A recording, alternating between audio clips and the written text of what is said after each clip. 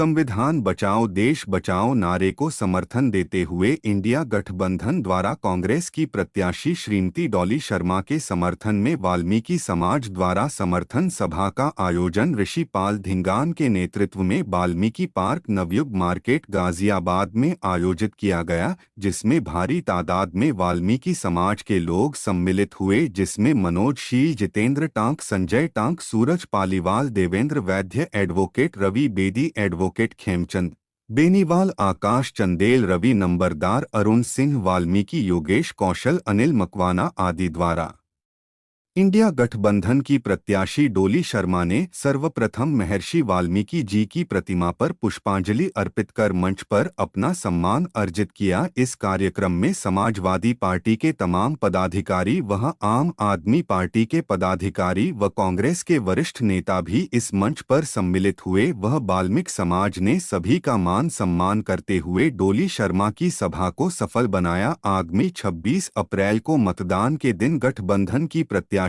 को अपना मत 100% देने का आश्वासन भी दिया।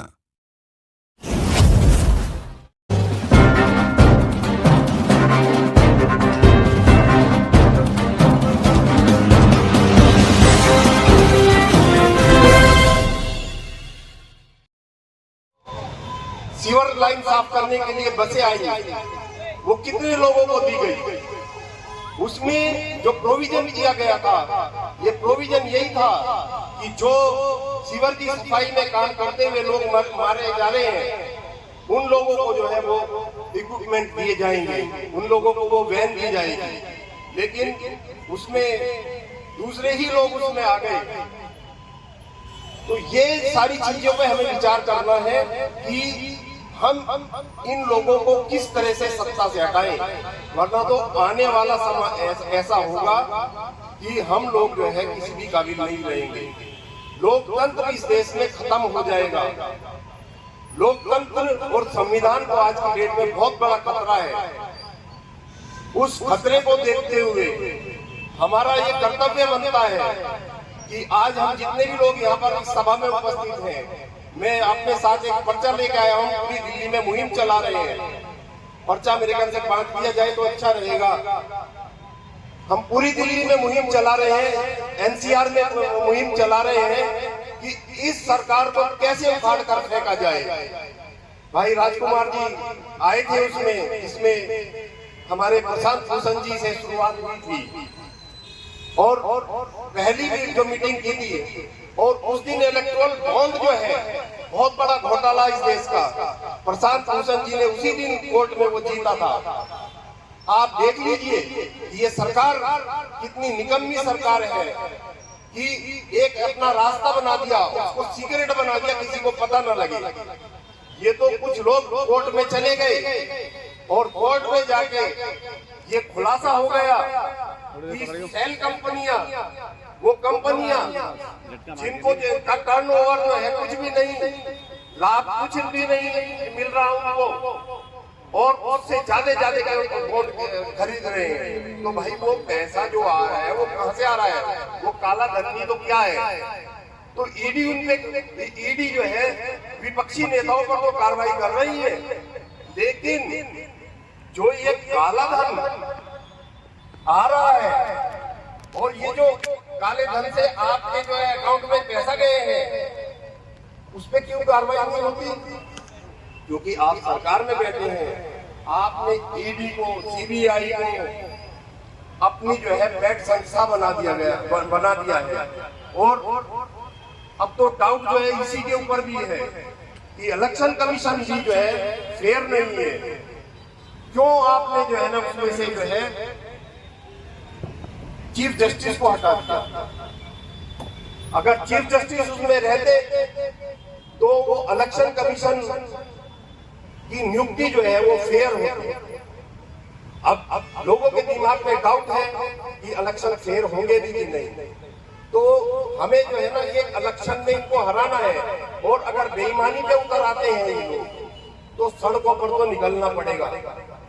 साथियों, मरना तो सबको है, एक दिन मौत सबको आनी है, लेकिन मान सम्मान के साथ रहना जो है ना वो भी बड़ी बात। ये हमारे मान सम्मान, हमारे स्वाभिमान पर चोट कर रहे हैं। झूठी सरकार है, झूठे लोग हैं, देश को बर्बाद करने में तुले हुए हैं, हर चीज को का प्राइवेटाइजेशन कर रहे हैं। और साथियों, प्राइवेटाइजेशन का सबसे ज्यादा अगर नुकसान हुआ है तो इस समाज को हुआ है, दलित समाज को हुआ है, और इन पर्टिकुलर जो है वाल्मीकि समाज को तो हुआ ही हुआ है। तो मेरा निवेदन यही रहेगा कि आज इस सभा में जितने भी लोग आए वो अपने सगे संबंधियों को, अपने रिश्तेदारों को, अपने आसपास जितने भी लोगों को कन्विंस कर सके। मैं आज कुछ पर्चे लेके आया हूँ यहाँ पे।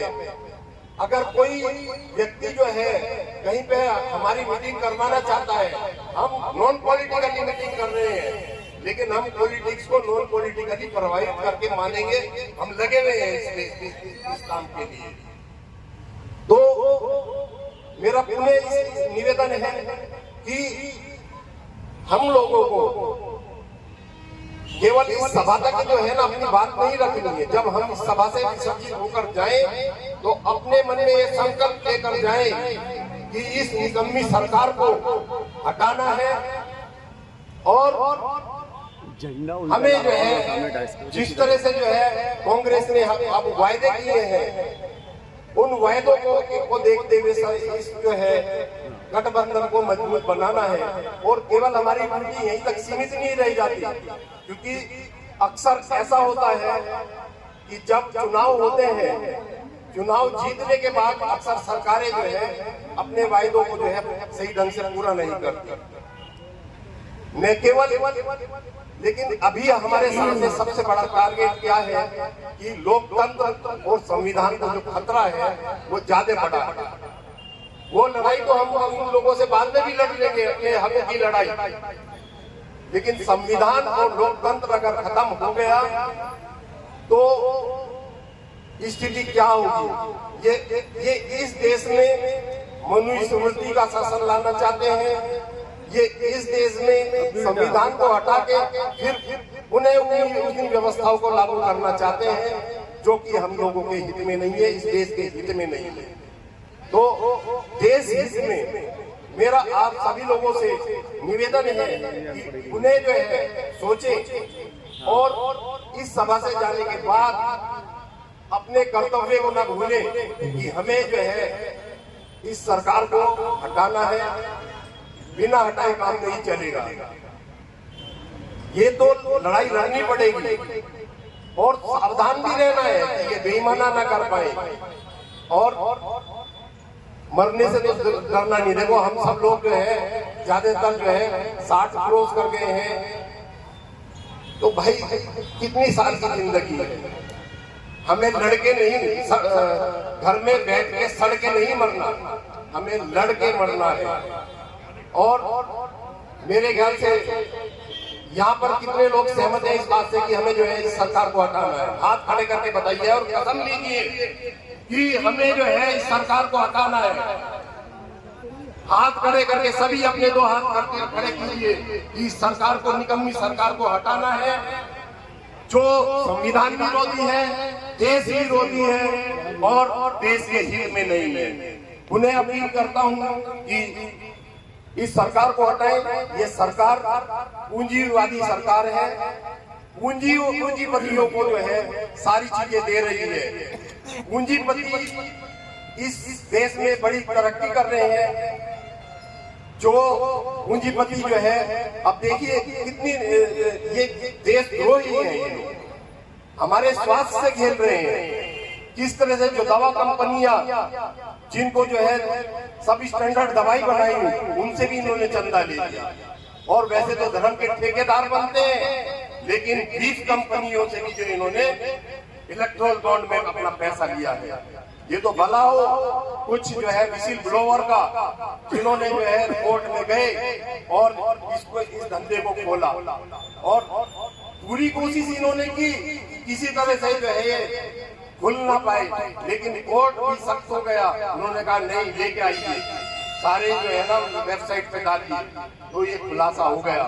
वरना तो भाई ये तो सारा देश की धन संपदा, सारी चीजें जो है ले लेते। हमारे तो लोग जो है जो वाल्मीकि समाज है वो तो बेचारे केवल नौकरी ही मांग रहे हैं, उनका तो हक ज्यादा बनता है, हिस्सेदारी की बात भी नहीं करते। वो तो इस देश में संसाधनों में, देश की धन संपदा में, देश के उद्योगों में, देश की मीडिया में, अब हमारे भाई जो है यूट्यूब पे चला रहे हैं, यही कर रहे हैं, बताओ हमारे कितने चैनल हमारे बात को कवर कर रहे हैं।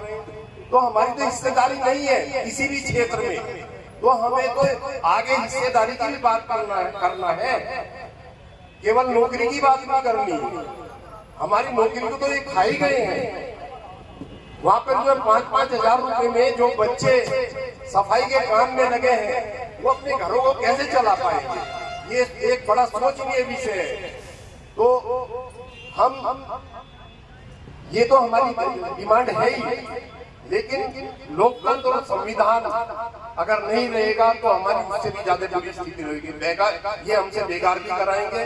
अब तो 5,000 भी रुपए मिल रहे हैं, फिर कहेंगे कि रोटी खा ले और काम कर ले, इतना हो जाएगा।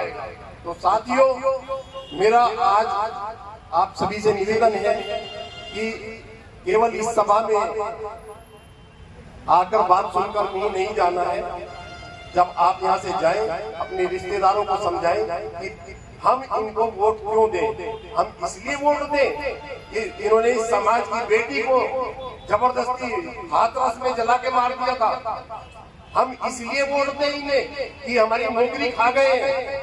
हम इसलिए वोट दें इन्हें कि ये जो है सारी धन संपदा अपने जो है ना पूंजीपति साथियों को सौंप रहे हैं। तो ये सारे प्रश्न जो है हमें करने हैं अपने आप से, और अपने लोगों से उसको भी बताना है कि ये सरकार जो है समाज हित में नहीं है, देश हित में नहीं है, और देश विरोधी लोग हैं। जिन लोगों ने आज तक तिरंगे को जो है नहीं अपनाया, वहां पर जो आरएसएस का जो हेड ऑफिस होता था, वहां पे कभी तिरंगा नहीं फहरता था। लेकिन ये सबसे बड़े अलंबरदार बन गए हैं। देशभक्ति का तमगा ओढ़ रखा है इन लोगों ने। तो देशभक्त तो आप लोग हो, आपकी देशभक्ति ज्यादा मायने रखती है। ये तो जो है निकम्मे लोग हैं जिन्होंने आजादी की लड़ाई को का महत्व नहीं समझा। आजादी की लड़ाई जो है जिन लोगों ने लड़ी है, हमें उनकी कुर्बानियों को याद रखना है कि ये आज देश इन लोगों के हाथों में चला गया है। इनके हाथों से भारत माता को आजाद कराना है। मैं इन्हीं शब्दों के साथ अपनी वाणी को विराम देता हूँ। आपने मुझे बोलने का मौका दिया, धन्यवाद, शुक्रिया। बहुत बहुत धन्यवाद।